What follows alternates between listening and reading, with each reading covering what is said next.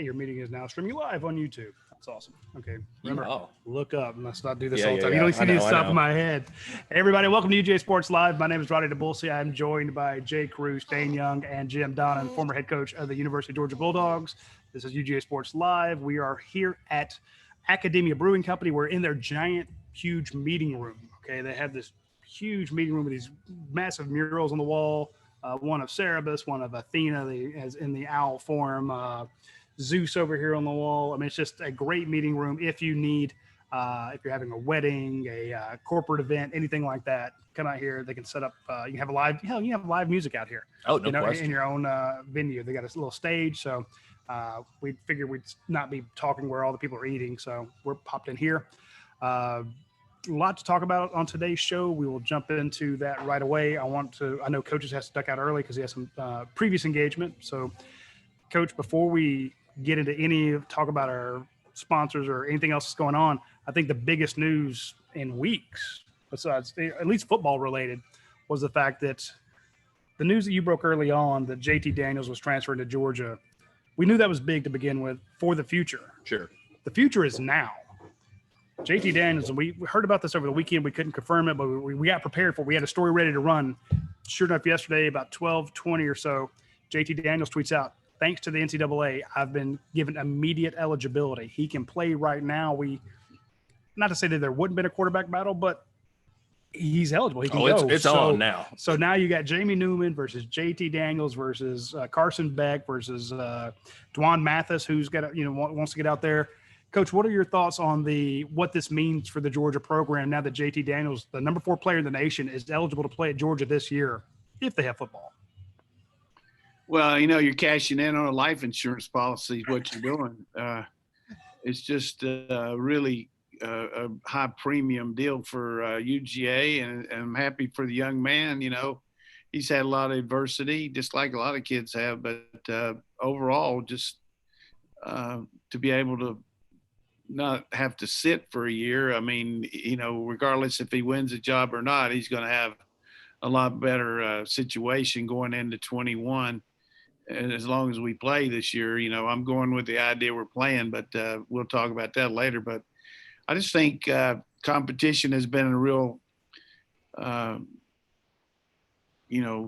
situation here at Georgia where it's made our team a lot better, not only among the position battles, but going against the different groupings that you have to.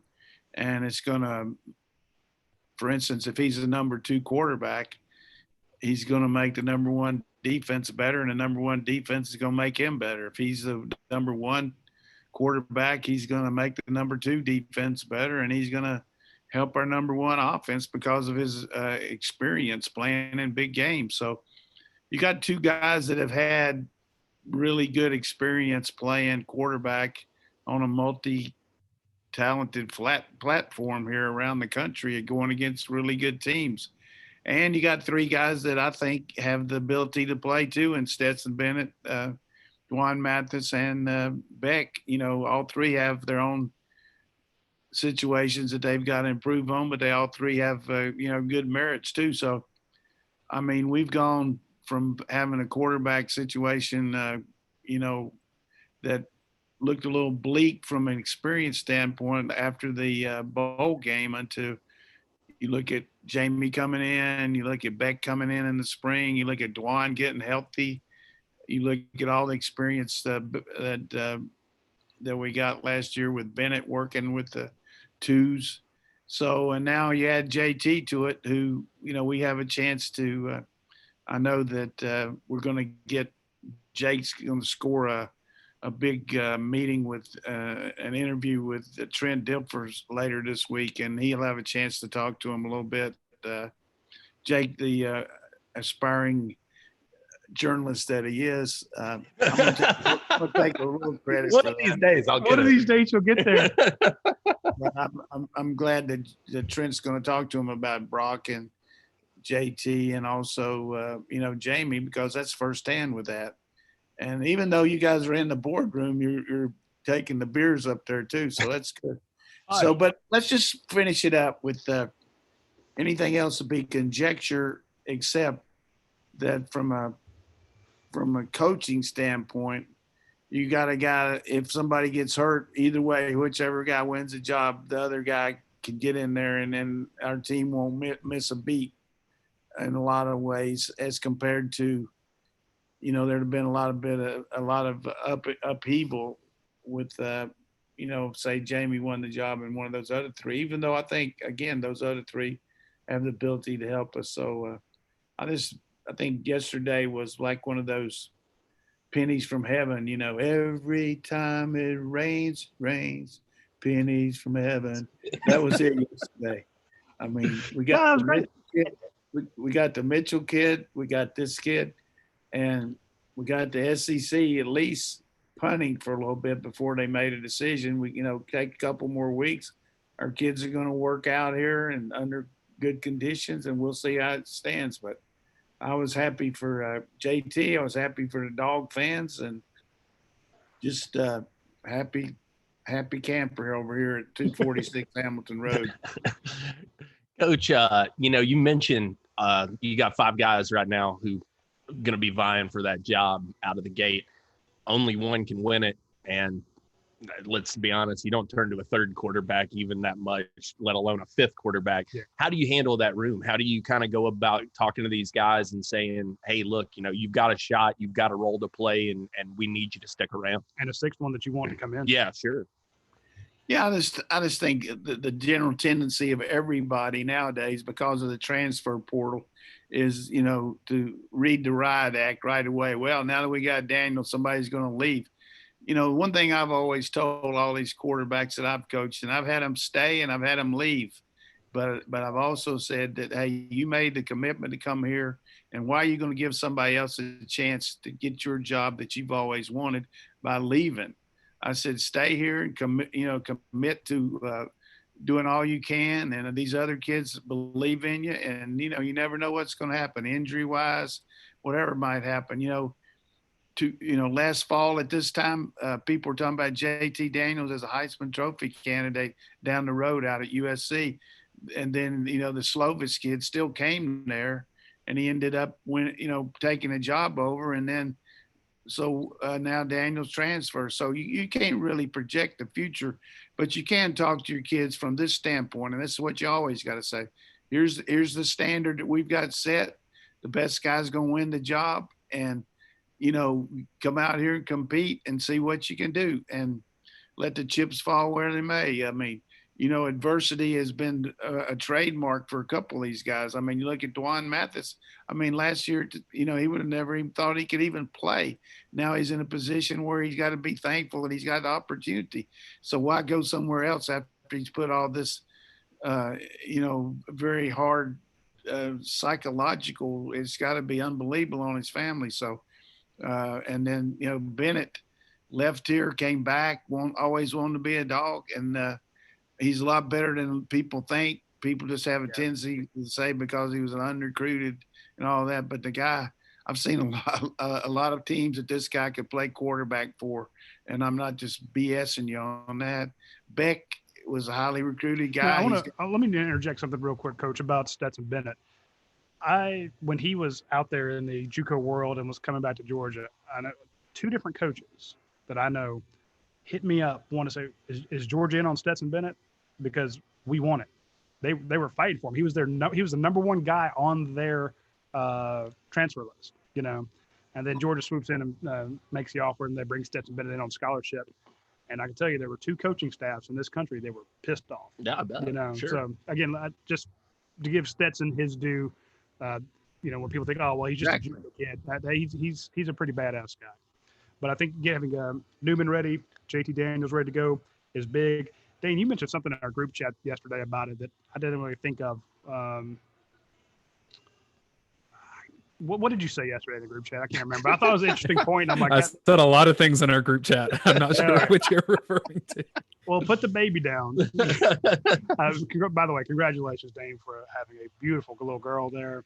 Glad we got to see her on the show. It's something about something looking forward. And I thought a lot of people made a good point that if football is Yeah. If there's a spring season and Jamie Newman is deep in prep work for the NFL, then the JT Daniels transfer just becomes very massive in terms of having some experience at quarterback. I think if I don't know how feasible spring football is. The people I've talked to said it's not feasible at all. That's a lot of wear and tear. If you're going to try to, the idea of trying to fit 2 seasons into 1 year, I don't know about but that. Some players are up for it. And again, versus no football, some people will do it. But the idea, if you're Jamie Newman and they're like, hey, we're going to start in February, and you're like, no, I plan to be with my trainer out in Arizona, on January 8th to get ready for the NFL draft. So I don't think anybody would begrudge him saying, look, I got to go get ready for the NFL, and then all of a sudden you're like, well, who are we turning to? Well, now that JT Daniels is eligible, that's big. But also, wouldn't that be his 3rd year out? Yeah, I guess freshman year, ACL year. Yeah.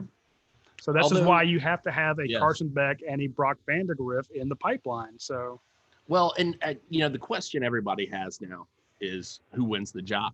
I mean, between Jamie and the JT now. I mean, how do we see this playing out? We haven't even addressed that idea of it. Well, we haven't seen him. Oh, well, that's true. That's true. But do you go with the former 5-star kid, or do you go with probably the most touted grad transfer on the market? Let's look what Coach Dunham brought up the other day when we brought in the news, and I didn't realize this until you guys mentioned the fact that JT Daniels reclassified. Mm-hmm. He should have been a 2019 kid. He was a 2018 kid. Was still the number 4 player in the nation behind Trevor Lawrence, who's decent. Yeah, he's all right. And Justin Fields, who's also decent. I don't even know who number 3 was. Number 3 was actually JT Daniels' wide receiver, Amon-Ra St. Brown. Okay. so you have the youngest guy almost in that class, winds up being number 4. And then he goes to USC and tears it up. I mean, absolutely tears it up. So you just got to think this kid's got it. But then we've seen what Jamie Newman did at Wake. With Wake talent. Yeah, with Wake. And I'm not – you get all the hate mail. Listen, Jake. Wake's got some players. Don't get me wrong, but nobody can make the argument that they're on the same level as even a USC, and certainly not a Georgia. Right. Yeah. No. So I want to Coach Dunn and knows these guys' pedigrees. He was a quarterback. I've seen these NFL guys ask him about his scouting talents all the time. He'll say no, they don't ask, but they do. They do, folks. They hit him up all the time. Coach, I know as you don't want to come out and say who you would expect to win it, but give us your take on how that battle would work out between a guy when Newman, who's a little bit older, has been through the grist mill, and JT Daniels, who's been under the bright lights as a true freshman. Give us your thought on how this quarterback battle might break down just between those two. We won't bring in Beck and Stetson and DeJuan Mathis and maybe we're wrong. Got to keep an eye on DeJuan. Sure. All right, Coach. Here's the thing as a coach that you always consider is not only your quarterback and his ability and your offensive personnel, but also your defense. So looking at the first thing you're going to do is how you're going to avoid losing. And by that is who's going to make the least mistakes. So with our defense, you're not looking at a team that's going to have to score an inordinate amount of points, like LSU scored 48 points a game last year, but they had to a lot of times. Vanderbilt scored 37 on them or something like that. Excuse my language, I didn't mean to say that. But, but that was before their defense got better. But I'm saying I think you look at our defense going into the year, and certainly Kirby has made several comments about, hey, let's don't give them any love until they earn it. But, on paper, it looks like one of those defenses is going to be very stingy. So I think that's going to be looked at very heavily in the quarterback realm as who you feel like is going to make the least mistakes. And I think that went in a lot to what when Kirby made the decision to go with Fromm with that 2018 team. Because, felt like the defense wasn't going to be quite as good. But at the same time, you want to make sure that you don't lose a game on offense. And this guy was proven. Fields certainly did everything he could to win the job, but Jake was a proven commodity. So I just think you're looking at your defense first. So who's going to be the guy that takes care of the ball, that runs the show, that gets everybody in the right play? that makes you avoid losing. That's going to be number one. Then you're going to look at the system that Todd Monken brings in here, which all of us have had a chance to look at. And I had a chance to study him when I was doing these games. And, you know, he uses the backside of the backfield. He uses a lot of ball control stuff, and he throws the ball down the field. Probably got a little bit more attack oriented moving into Tampa Bay when he got involved with their offense. And he's learned a lot, I'm sure, going to Cleveland Browns. But the bottom line I would say is I think Daniels has a little bit of edge in the fact that he ran that same kind of offense at how do you say that? Modern day? How is it? That the name of that? Yeah, modern day. I think Mater D. Day. I don't know, man. Mater D. Yeah, he's the guy who welcomed you to the school out in Southern California, and then Southern Cal ran the version of the air raid out there with when they brought in the guy from Graham Harrell from Texas Tech who played quarterback for Coach Leach, and I think that helps him a little bit. But I also feel like meeting Jamie heads up and seeing him one-on-one, he's very intelligent, and I'm sure he's going to have the same kind of capabilities as far as the mental part, because you know he's had 3 years of playing quarterback in a good system. Clawson's a good coach at Wake Forest. I mean, he's an offensive guy. They run a lot of different things.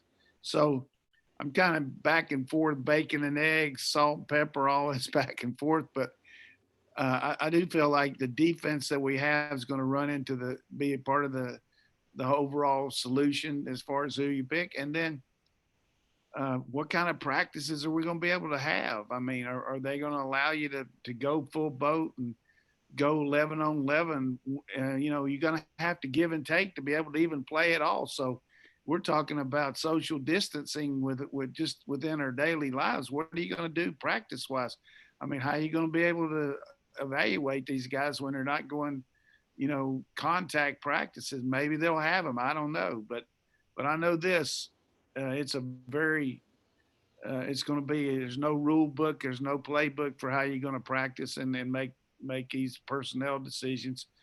No spring practices out the boat right now. So, but I'd say there's nobody in America that's got a better situation as far as two guys to win the job, in my opinion. Yeah. You could be doing a lot worse.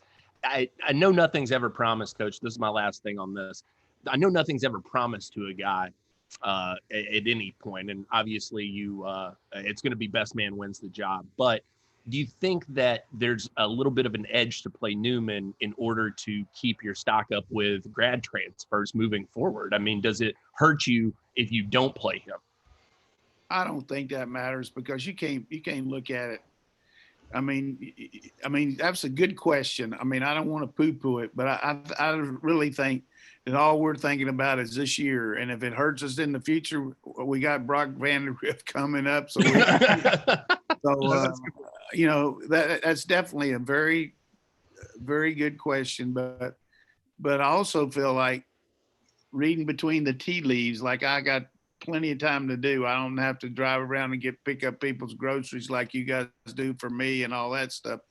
But fans, these guys are taking care of the old coach and my wife. I'm just telling you, we've been very fortunate and blessed the way y'all have done for us. But I'm just going to tell you this. I don't believe that JT Daniels, with all the things that he had at his disposal and all the decisions that he had to make, would have come all the way across the country to the University of Georgia unless he felt like he had a really good shot winning this job. And that's all he can look at. He looks at, you know, and he probably evaluated Jamie. And I don't think Jamie would have come here back in January to the University of Georgia if he didn't think this was a place for him. So both of them made really good business decisions, career decisions based on what they think.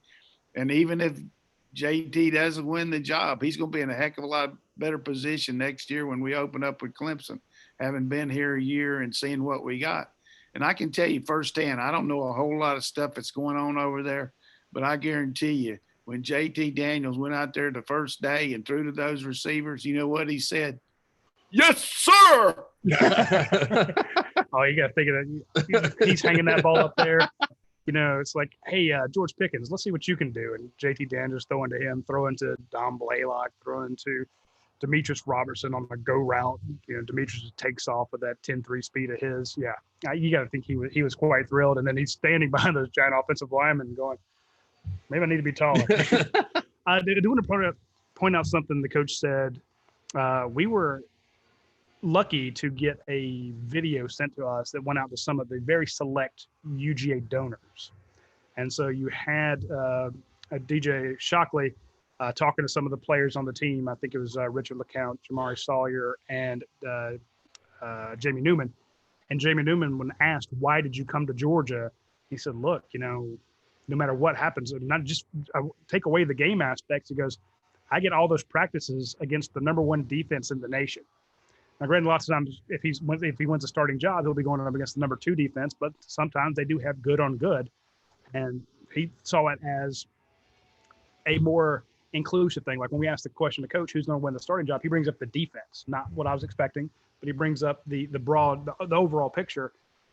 Jamie Newman brought up the same thing. He said, look, I get to go in practice. Those practices are going to make me better. Look how many of those guys are going to be in the NFL. Sure. I'm going to be trying to complete passes and run past guys who are going to be in the NFL. You're going to have Trayvon Walker coming up. You're going to have Azeez Ojulari off the edge. I got to figure out what to do with the ball, throwing against Tyson Campbell, and Eric Stokes, and Richard LeCount's throwing around there in the background, who kind of knows our plays, Yeah. And Lewis Seen might, I hope he sees that black jersey I'm wearing because I don't want to get killed. So I thought it was a good thing that Newman brought up what coach did, saying, look, just the practices. The practices are going to prep me for the NFL. So it's not just who's going to get that start, how many games am I going to get, what are their chances to win a title. Jamie Newman sees the process that should get him ready for the NFL. Supporting cats. And I will bring up this other point that I really feel like and there's been so much said about Justin Fields and all that back and forth, but Justin Fields and Jamie Newman share the same quarterback guy, this Avery guy over in Atlanta. And in spite of the fact that Justin left here, regardless of why he did or what happened, this Avery guy still sold on Kirby Smart, sold on the potential for Georgia from the standpoint of supporting cast. This guy is a very, very shrewd operator. He knows what's going on. He could have blackballed us. I mean, he could have said, hey, but he feels like the guy's going to get the opportunity. And so I feel like that is another plus from the standpoint, in spite of all that, the kid still came here. So, you know what I mean? I feel like that's a positive. Let me jump in here with a little bit of data that Brent Rollins has given me from PFF, and then also just some things that I've seen on tape as well. I came prepared for this finally. Jamie Newman, 6'4", 230. JT Daniels is 6'3", 210. So Newman's got 20 pounds on him.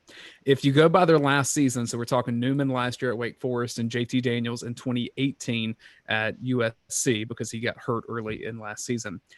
Jamie Newman, 26 touchdown passes, JT Daniels, 14. Jamie Newman, 6 rushing touchdowns, JT Daniels, 0. So he's more of a dual threat. Overall PFF passing grade, Jamie Newman, 85.2. JT Daniels, 61.5. And here's the big one for that coach I think would be interested in. Turnover-worthy plays. Jamie Newman, 3. JT Daniels, 29. Ooh. So to me, the more experienced, the more durable, the more accurate, and the less likely to turn the ball over is Jamie Newman. And he makes some good points there, but I'm going to play devil's advocate. Wake Forest, you look at who Wake Forest is playing against compared to Southern Cal. You look at Wake Forest's defense is a lot better than Southern Cal. They're always playing from behind at Southern Cal. Wake Forest is a ball-controlled offense, keep the ball away from you and all that. I'm for Jamie 100%. I've told you he's from my hometown. I'm pulling for him. I don't know JT. Biased. I don't know JT at all, but I do feel like those stats are definitely salient. But I think given the same circumstance, Jamie Newman's 3.5 years older playing last year than when this kid was just coming out his first year. It'd be like any high school kid coming over to Georgia and starting his junior year, between his junior year and his senior year. So you got to take into effect the fact that they're all the experience standpoint. But I don't want to hear any mitigating circumstances on scheme and personnel. It's Coach. so weird to me to hear you. I totally agree with everything you just said, but it's so weird to hear somebody be like, I don't know, man, Wake Forest is a lot better than USC. You know, like it's just what a flip in the world that's been. But you're right. Things have changed. Yeah. Wake Forest runs one of the most funky schemes I've ever seen. And I asked Jamie about it, and you can watch the tape. When they run the inside zone, they run the mesh all the way up into the line like for 3 days and 14 nights before he pulls the ball. I've never seen anybody ride a guy as long, and it really enhances the pull, though, because somebody's got to tackle that guy. I mean, they keep the ball. I mean, he'll stay up there. And then all of a sudden, he'll either give it or he'll pull it. And just about every time he ever pulls it, there's nobody between him and Raleigh. I mean, when he pulls the ball. It's just an interesting scheme. I've never seen anybody do it like that. I mean, it's just a long mesh point, very long. And I'm sure maybe that'd be something for you and Brent to look at on your football. What do you call it? Football follies, or what is that called? We call it Film Don't Lie. It's had a couple different names. But like you're that. right about that. I mean, I watched more tape of Newman this morning doing that near the goal line and getting touchdowns off of it. And he's holding the ball. I mean, it seems like for 7 seconds before he finally commits one way or the other. It's ridiculous looking. Can you imagine being a defender in the goal line situation? It's pouring down rain at night, and you're trying to spy. Is he keeping it? Is he pulling it? You got to make that decision. Eventually, you're like, I'm just going to tackle this guy. Yeah. Hope he has the ball. Hope the guy behind me does his job. Yeah. The other thing about Jamie, if he would get off the bus first and if he would miss the bus and get on our defensive bus and got off with the outside linebackers. Oh yeah, he'd fit right in. They would say, damn, that's a stud. Hey, is that Aziz? Yeah. Is that the guy? Yeah. Is that number 13? No. That's our quarterback. Don't worry about it. We're okay. You know. He's not as tall as Cam Newton, but he's a physically imposing looking kid. He's also one more final PFF stat. He was Jamie Newman last year, second highest grade of all quarterbacks on the deep ball, 96.5. Highest rated, Joe Burrow. Oh wow. You got a good deep ball. He throws the ball with a lot of spin on it. But I would say arm strength wise, they're both very comparable too. And I can't wait to be able to watch them a little bit. I don't think I don't know. I might have watched my last time over there as far as letting people come over there. I don't know when that's going to ever happen again, but I'll just have to do like you guys, just hopefully watch the tape. But just makes my mouth water thinking about them, though, as much as it does to watch that food walking in there. Speaking of mouth water, what did you get? My laptop. What is that? This is the Cerebus tripletta fries. Nice. We got some slow roasted pork on here, some pastrami, and I think I'm leaving something off. I think there's maybe some ham involved as well. Yeah, I had a sandwich like that last week. That sandwich was there, wasn't it, Roddy? You sent me? Yes, sir. We dropped off that tripletta sandwich to you. Oh man. Yeah, it was good. Did you eat the whole thing at once? No, I had to spare it out a little bit, but it was good. I could have in my younger days. I could have eaten all. And I'm having the Galaxias Porter. That's one of the best beers I've ever had in my life. What is that? Just a combination of everything? I mean, that's a lot bigger than what I got. Yeah, it's the tripletta sandwich, basically run over these fries with added cheese on it. It's just the best plate. It's insane. It's decadent. And then what did you get there? You got the hamburger there? Yeah, we got the wild mushroom burger here, and we got some Brussels sprouts because young boy watching his figure. I don't like Brussels sprouts, but I had them here, and they're phenomenal, and now I want to eat them every day. So if you get a chance, swing by Academia Brewing Company. You don't have to eat in the giant conference room they have, but they do have a room here for you. Great food, great meals. And also, as much as excited as I am about the food coming out, I was mouthwatering yesterday when I watched that Ford commercial that came out. They showed the new Ford Bronco, and I had Homer Simpson drool coming down the sides of my mouth. If you get a chance, go look on Google, Bing, DuckDuckGo, whatever search engine you use. Look up the Ford Bronco reveal. Watch that commercial, then call your friends at Athens Ford and get on the list to buy one of those. You'll need to be on the list. I can't remember the last time I've been this excited about a vehicle. I mean, I'm not a car freak, but I want a Ford Bronco so badly. I think I deserve it. You do. Yeah. You absolutely do. You deserve to pay for your own Ford Bronco. Yeah. That whole series, all three of them look great. And I don't understand. Well, I want Jake to tell me about this guy that we flipped yesterday, because he was all over it. As usual, he predicted that we were going to be right in the mix of things. And, the guy really does a pretty good job for kind of a half-wit, doesn't he? I mean, it's sort of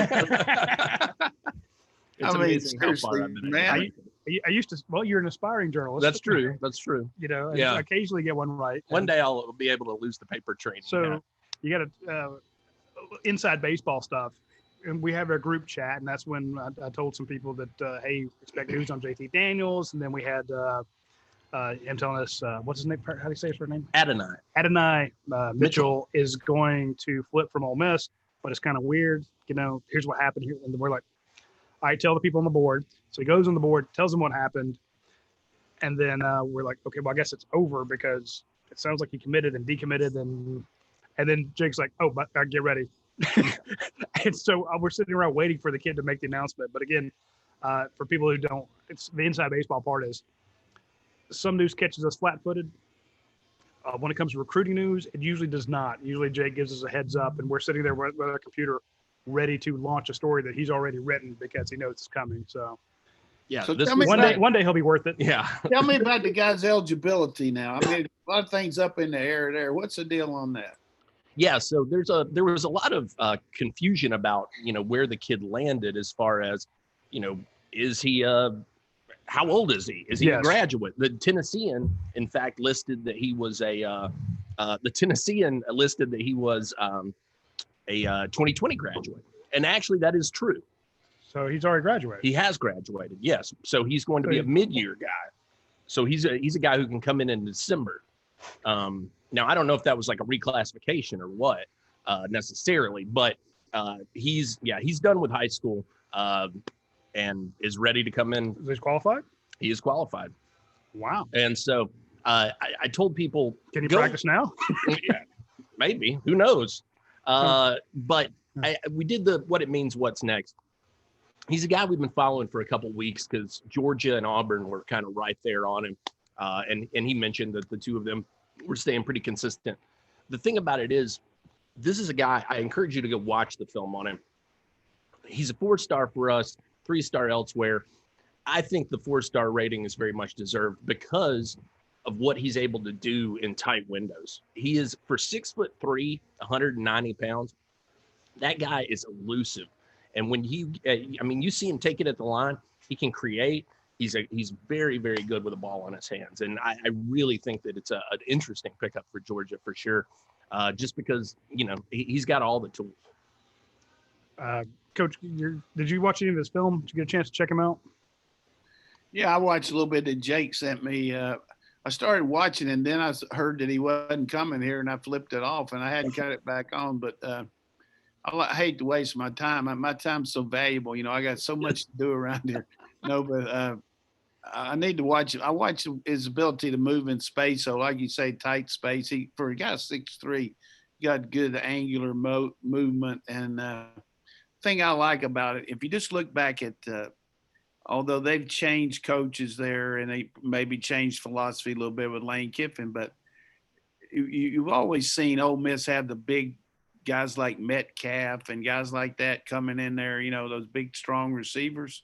And I like that. I think that's going to help us. It'll help us on the perimeter blocking. And, the thing that we have here is we've got a system in place where we recruit to our needs, whether it's a slot back, at the end of the last year, we took McConkey because we needed a smaller guy. And, we know what we need. And Coach Hankton works very closely with Kirby on that. And I'm sure Coach Munkin's involved too. But I think this was a need-based situation where you need a big, strong receiver that can run and move around. And it seems like a very, very good marriage there between Georgia and Mitchell.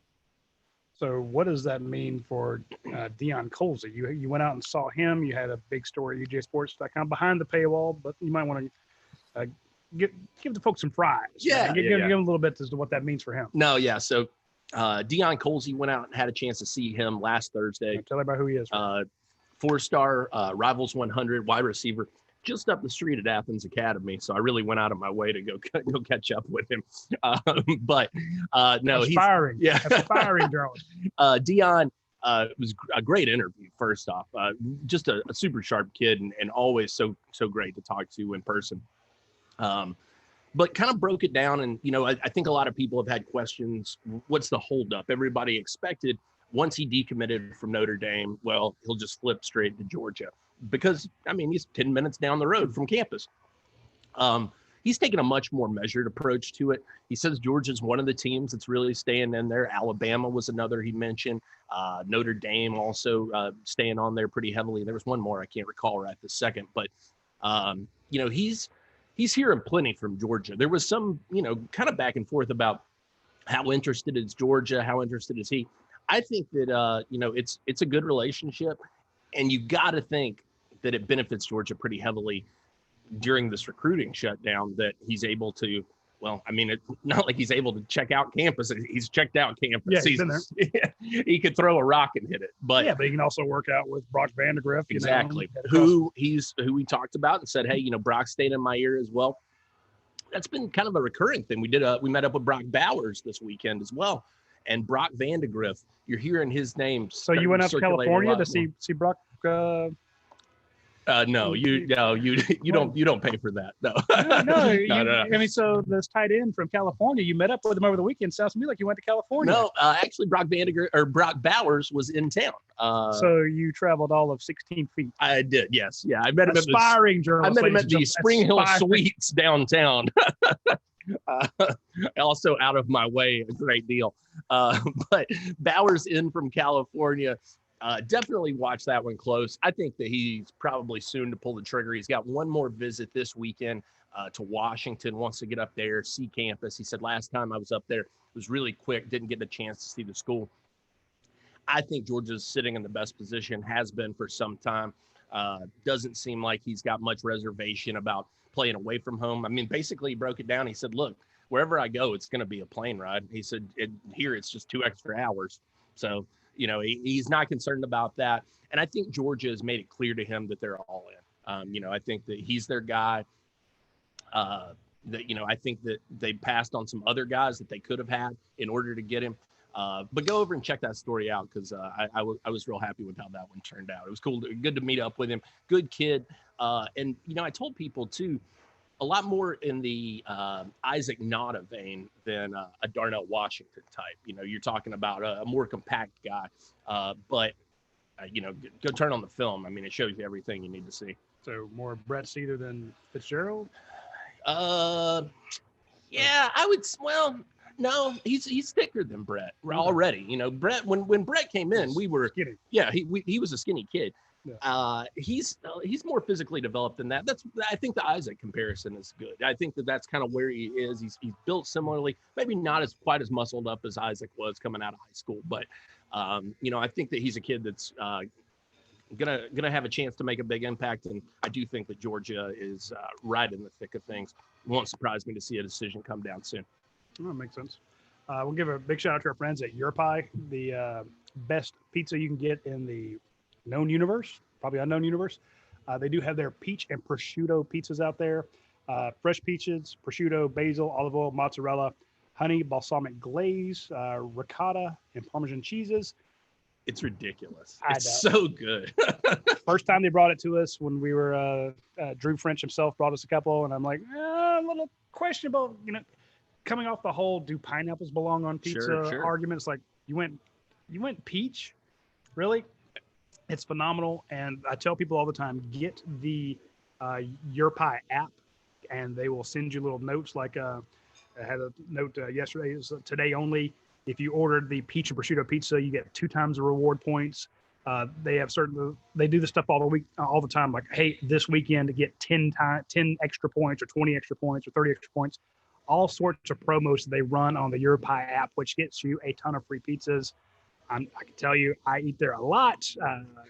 They have great salads, they have great sandwiches, they have great gelato, and that adds up quickly. It's cheap to begin with. Sure. You know, I mean, it's not Gumby's cheap, but it's still it's not Gumby's quality either. You know, Yeah. This is fantastic. It's the best pizza you can get. It's a little bit better than Gumby's. But I'm just saying the price. You know, you think someone handcrafting a pizza right there, doing it exactly the way you want it.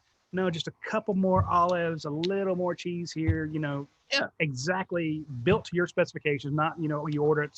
Think of it as Subway if Subway used really good ingredients. Yeah, exactly. And they build it your way, and then you pay hardly anything for it, and you just go sit down. Boom, they bring it to your table. It's ready to go. But if you order via the app, you're gonna get a lot more free pizza. So big shout out to them for doing that. We very much appreciate that. Love those guys. I think, Coach, isn't it this week that the players can start their mandatory practices? Yeah. Yesterday was the first day for most schools, but we're based on the fact that we played our first game on Monday night instead of Saturday. So wait to Wednesday to actually be, and I don't think the word mandatory is, I mean, it's obvious that everything you do pretty much, even though it's voluntary, is man. So, I mean, it's more of a system-based workout for the next 2 weeks. Starting tomorrow, the coaches can be out there, you know, and they can do some conditioning. And then after 2 weeks, then they can add the walkthroughs that the coaches can supervise with the football. They can't throw the ball or anything, but they can, you know, go through the different plays. So it's going to be about 2 weeks of conditioning and also weight training with the coaches involved, plus 8 hours of Zoom meetings. And then after that, after those 2 weeks, then they can have 20 hours, of which I think 8 are conditioning, so many walkthroughs, and so many Zoom meetings. So, and then August 9th, I think practice starts. So that's the way it sets up. Oh, well, there you go. So we might have some actual real insight. Maybe we talk to somebody who actually sees them line up a little bit and get some insider information. Not going to promise it because they're keeping it really locked down over there. But I want to circle back around to a question we had last week. Doggin PTC on Twitter asked about Trey Hill. He said, hey, how much weight has Trey Hill lost? I said we'd ask around so we could find out. Says he knows he was over 325 last year. I think he might have been probably a couple biscuits over 325. That's a big kid. But another person who follows us on Twitter, Lon Talton, said that Trey's now not much over 300. So Coach Luke wanted him to slim down a little bit. Wow. He probably hasn't been under 300 in a while. He's not. I don't think I ever covered him under 300. He's not much over 300. Okay.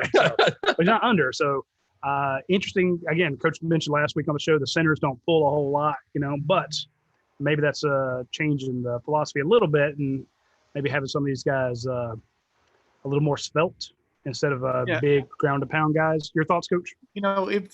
Even though you don't pull, there's a lot of difference between snapping the ball and taking a short 6-inch step and reach block, and as compared to snapping and doing a back block, what we call a back.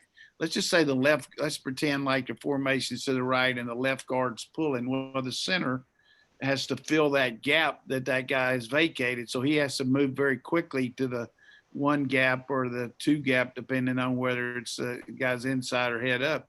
And he's got to cut that guy off backside. So that added quickness, if he's lost some weight, will help him if we're going to use some more pulling. We talked about running the power O. We talked about the running the counter and things like that. So your center is very vital in that instance because he has to block back and seal the backside. Or sometimes, let's say the guard's covered and the center isn't, or the center pulls and the guard will fill for him. So it just depends on how good you can do. But I know if he's down to 300, his quickness level has always been good, but he'll be able to snatch a lot of guys. I can tell you that. That's the word we used to use, snatch. Can you snatch a one technique? That's what I used to ask the center. And if he said, "What's a one technique?" I said, "You're probably in the wrong league, man." But you can snatch a one technique, and then if you can snatch it, that means you can take a short lateral step and cut a guy off in the two gap to your strong side. Then you got a lot going for you, and he can do that. He can snatch a two technique. We saw that last year. There were some fits and starts, but once he got it going, Trey Hill was a lights out center. I was very impressed with some of the games he did. We saw how the Pro Football Focus graded him. A couple, like I said, there were some games where he was having a rough time, but remember, it's a new position for him. Sure. And new, or at least not new position, new role for him last year. So really wants to see football. He can do. He had to play as a true freshman against Quinnen Williams from Alabama and all that. I mean, that guy's a first round draft choice. I mean, people say, well, he didn't play that great, but he did a job a lot too. He did some good things. Absolutely. So I'm just saying, it started out, there were some fits and starts, but by the end there, you could see the maturation over the year and how well he did. Before you get into some of the questions there, I want to give and we know Coach is going to have to leave us here pretty soon because he's got a previous engagement. Do give a big shout out to our friends at Aaron Overhead Doors, brand new warehouse. Saw that they got the keys for it delivered. Huge new warehouse that they're going to be able to bring in garage doors, garage door parts.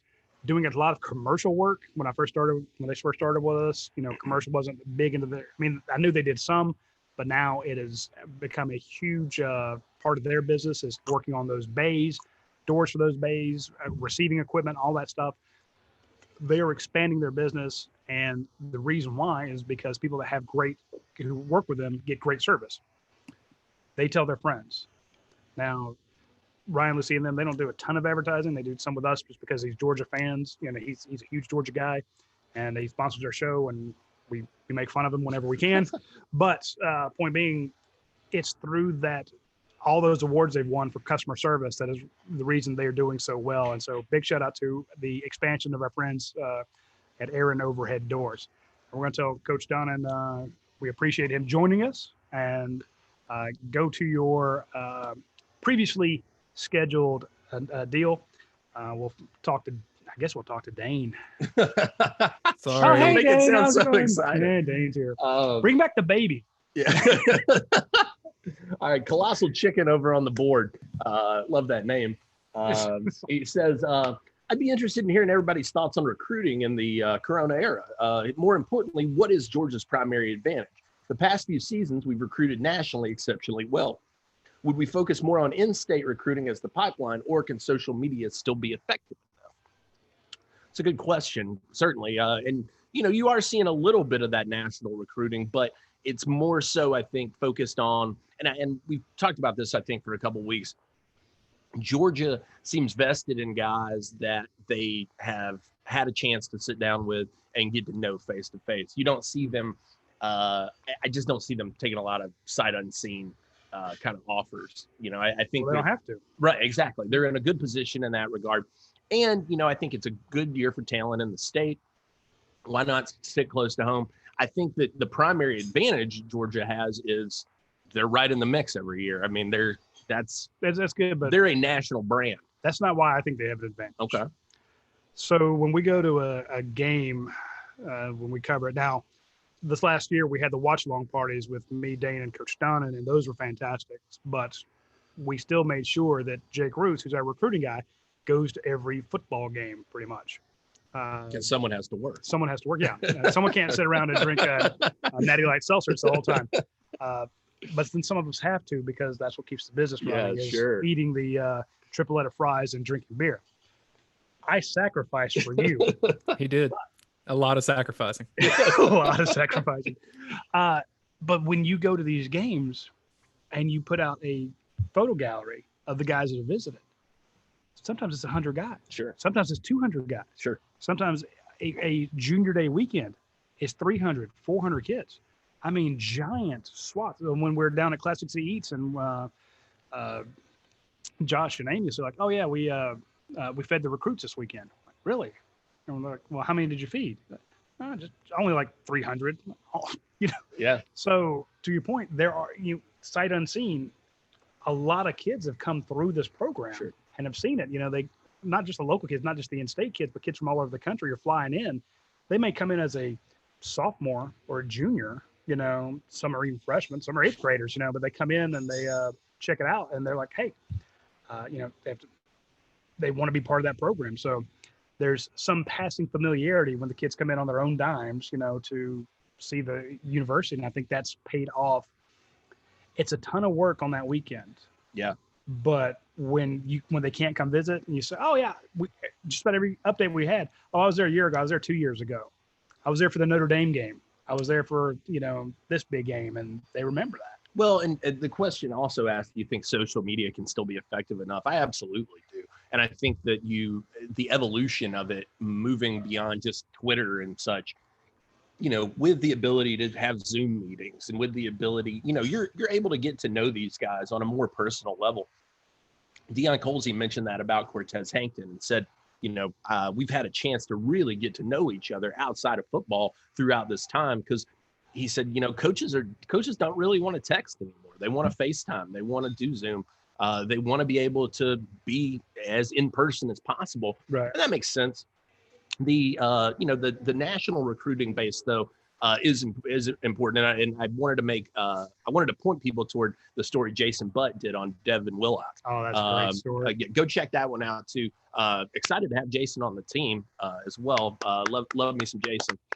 But a couple great stories he came out the gate with. But go read that Devin Willock story. I know he and I were kind of bouncing some ideas around, and I said this would be an interesting kid to talk about, because everybody he was the afterthought of the offensive line class. He was a late commit. He was a 3-star guy. People wondered, how good is he? He was called Plan B or Plan C. Right. Which is cruel. Bastards. That's cool. This kid Penn State was dying to get this kid. Well, he was committed to Penn State. I'm just saying, they wanted to sign him. Oh, sure. But, Jason, great story on him. And as you said, he had a chance to be around the program before. He's got family in Gainesville, Georgia, and was familiar with the area. I think that benefited him. That the spread of all that is huge. I think too, the fact that you've got so many guys now on the team nationally. You got Kendall, who's able to go back to California and say, look, hey, here's what's going on out here. JT Daniel now. You've got Keely Ringo in from Arizona. Darnell Washington's from Las Vegas. You got tons of guys from Miami. So, you've got a lot of guys who can vouch as well. And I think that can be very effective. Let's go back to the social media thing. Maybe it's not so much social media as it is the electronic communications. When we talk to a kid who's had a great visit, one of the things they say is, I met with my position coach. I met with the offensive coordinator. I met with the defensive coordinator. And Dane can appreciate this as he and Brent do so much of our film stuff. He says, the kid will say, I sat down with the coach and he showed me a clip of me in high school, and he showed me a clip of the same play that Georgia ran. And they basically interposed me doing the same thing with what, Azeez Ojulari was doing, or, what Malcolm Mitchell was doing, or here's how, they want to use me that Mecole Hardman role, and they show a Mecole Hardman return, and they show a return from my high school. They mix them together. Usually you do that in the film room when the kid's on a visit. You can still do that online. Hey, let's get in a Zoom meeting. Let's open up the window. And they still do that same prep as if the kid was sitting with them, and they're just talking. And you show the kid that you have a plan for him specifically. And they say, okay, here's our depth chart. Here's our facilities. We can take the virtual tour. So even if you haven't visited, let's do that. And then to your point, you mentioned how they're getting to know them outside of football.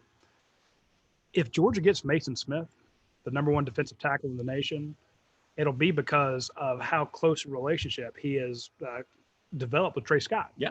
He's like, Trey Scott called me the other day, and he was giving his son a bath, and he's and they were just laughing about the kid in the tub, or they're not saying call his FaceTime or something, but it's just that kind of, he's a real man. Sure. He's a real person. It's not just a coach. He's showing me part of his family life, and they're just calling up to shoot the breeze. So that's an important point too, Roddy, from like the broader standpoint. Georgia football is now on TikTok, right? That's a new thing for Georgia football to be on that, because that's I don't have a TikTok. I don't know if you guys do, but Georgia football does. And Kirby Smart had the video of him running on the beach against his son doing the Deion Sanders at the end of a race. That's a really cool looking video if you're trying to make your head coach feel like a human. Terrible father. How do you not let your son win that race? You think Kirby Smart's going to let anybody win anything? I can't, we talked about this on 11 Alive. They brought it up, and I'm like, Kirby Smart is going to teach his son, look, you don't get to win just because you're my boy. You win. I want you to eat. Yeah. And I want to eat. I want you to win it. So that was a great video. Kirby is a wonderful father. I've heard great things about him and seen some of the stuff. And I love that he ran with his son. He's like, I'll let you get a little ahead of me, but then I'm going to smoke you, tease you a little bit. The kid's just grinning ear to ear. It's stuff. But Dane's point, you see stuff like that, and you're like, people talk about Dabo all the time and that family atmosphere he does. And then Auburn was pushing, the whole family, trying to separate themselves from Alabama being a process and being a, quasi-professional team. And Auburn said, look, we're all about family. Those little insights into their personal lives, like we talk about Trey Scott, Cortez Hankton calling his kids up, in Louisiana and, relating his experiences growing up. I think Dane's hit on it. Same thing with Scott Cochran. Remember that? He's a John Curtis grad. You think Scott Cochran would let a kid beat him in a race? No, when his push a kid down to win. When his kid loses, he'd make him do push-ups. Yeah. Give me 30. You realize we've made it through this whole show and we did not even talk about the fact that Georgia added another commit last week. Really? Jamon Dumas Johnson. We made it. We talked about him. We previewed that last week. And sure enough, it came to pass. Go over, we had full coverage on that as well. Adam Friedman had a great behind the scenes with him. Kind of a Monty Rice-esque player, I think. A little bit bigger than Monty out there, but does some of those same things, I think. Kind of that every down guy. Not going to blow you away with his speed necessarily, but, a solid pickup. I think he is definitely good depth and, looks like the kind of guy who really stays at home. And I know you like guys like that. Yeah.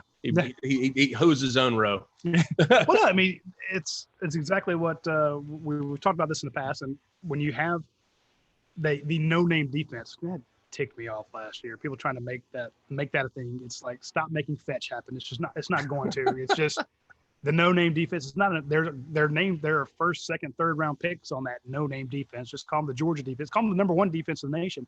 Because guys trusted other guys to do their jobs, and there's nothing that I liked more when I would see a linebacker back in the ancient days when I was a little kid playing. You see the linebacker come right up behind that defensive tackle, and he's on his butt, and you're like, I got them both. I got them, and you're just grinning ear to ear. You take on their block, you push him into the other guy, and you running back comes by, he pats you on the shoulder. Good job. I'm taking this to the house because those guys are idiots. Sure. And when you see a loaded team, you're like, look at how many of these guys, a former Georgia team that was absolutely loaded with talent. Everyone's trying to make a play. Everyone, you have two great defensive tackles, I think it was like Kwame Gathers and John Jenkins, it's like, if you both crash in the wrong spot, not to say that they did, but, and then the linebacker comes right behind them. Doesn't matter how great you guys are.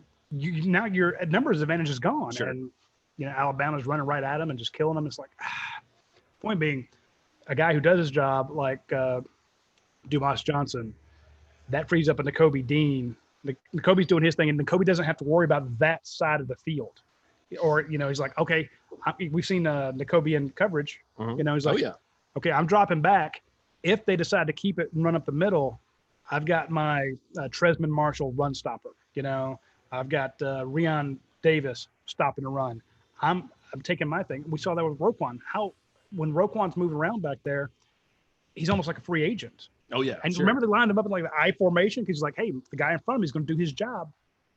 And then he just kills. Allows him to create. Right. Yeah. So, and as Coach was saying, Georgia's been recruiting to needs. Sure. The Adonai Mitchell, a need. Mm-hmm. Now, McConkey, Ladd,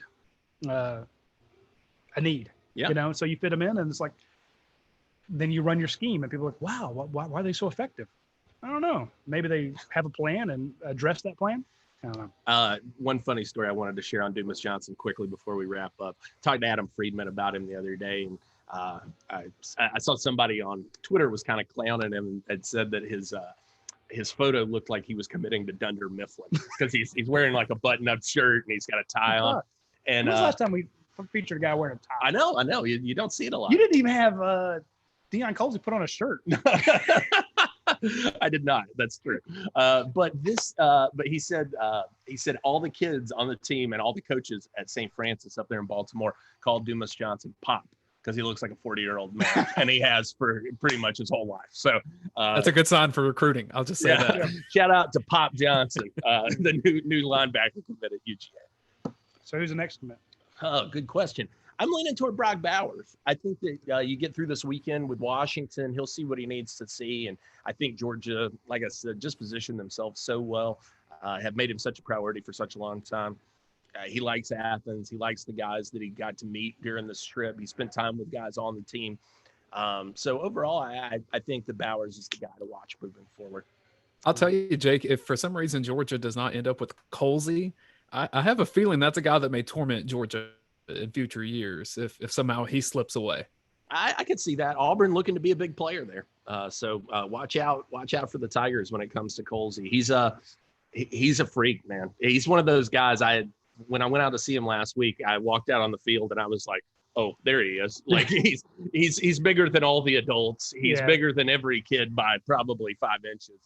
He's just a massive, massive kid. So really good looking player. Go check out that update. Hey, Roddy, let me throw one question out to you because today would have been Georgia's turn at SEC Media Days if it were going on as scheduled. Who do you think would have been Georgia's 3-player representatives? Ooh, good question. Ooh, that is good. Richard LeCount. Start there. Stokes, maybe? Eric would be a great rep. He does a really good job there. Who's your offense? Sawyer. Ooh, yeah. Sawyer's good. Sawyer's good. He's but I mean, he was. I don't think you're taking Pickens. Well, everybody want him, but right. Trying to think. And I think Ojolari is up there too. Yeah, Aziz would be great, but I was trying to think just offensively because my first 3 guys are all defense. Sure. I think it's an offensive lineman.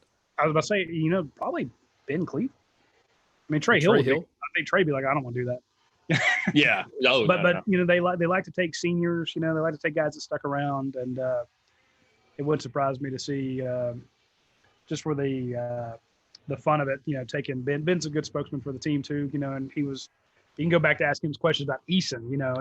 He's got just great stories about squirrel hunting. Yeah, and everything else. So they know that the quasi aspiring journalists that go to SEC Media Days, they don't want to get into the X's and O's. They want personalities and who's wearing the snappiest bow tie or something like that. And Big Country showing up in boots, that would be red meat that Kirby would like to throw to the staff guys there. Nobody pulls off a suit and a pair of cowboy boots like Ben. Like Big Ben. So it wouldn't surprise me if he was out there. If they were smart, they'd send Justin Schaefer. I could see that. Justin would be. John Fitzpatrick would be a great guy to put in front of him. That's true. So that's true. So I mean, John would be a great guy, but actually, James Cook would have been good too. James is very quiet though, nature, and I don't know how much he would love having all the cameras and such on him. Trey Hill's the same way. Sure, exactly. He's like, no, I don't want to do it. Yeah. Hey, Trey, no. I know what you're going to ask. No, I like Jamari though. I think Jamari makes the most sense. He's moving into he's a role. Andrew Thomas. Yeah, exactly. I mean, not just because they're from the same school, and but it's the same mentality. And you want to build his brand. Yes, you do. So. I mean, LeCount May would have volunteered just to go around 3 times just to take care of all of them. You would have enough to say. I promise you that. I could definitely see that, but or they might have taken Monty Rice. I could see Monty. Yeah, that would make sense. Yeah. All right. Any other questions we need to hit up before we go? No, I think we've run over time anyway. No, it's not like we got anything else to do. I've got to eat these fries. Oh, okay. So that's why we have to go. Hey, and a big shout out to our friend Nate Long, who came up all the way post-surgery to eat with us here at Academia Brewing Company. Nate's over there. Shout out to him for coming up and he's supposed to be in rehab, and he comes to have lunch with us, so we appreciate that. Shout out to Coach Donna for being on the show. We know that he had a previous engagement, so he squeezed us in anyway. So we should probably be in rehab too, just not the same kind. He tried to make me go to rehab. Anyway, we'll talk to you folks next Tuesday. Hopefully, we'll have a better idea of whether or not there's going to be SEC football. We'll see. You know, I know people are like, "Hey, what are you hearing? What are you hearing?" What we're hearing is that they are waiting a couple weeks, and that's not just because that's what Greg Sankey came out and said yesterday after the ADs got together. My insider sources, and we reported last Friday what we were hearing about the possibility of canceling all non-conference games and maybe adding 2 more conference games, and which teams they were looking at, i.e., not teams that you played last year. And teams you're currently playing, but teams you might play next year. Yeah, you basically move them up. Yeah. Your cross-division rivals, you basically move them up, and that,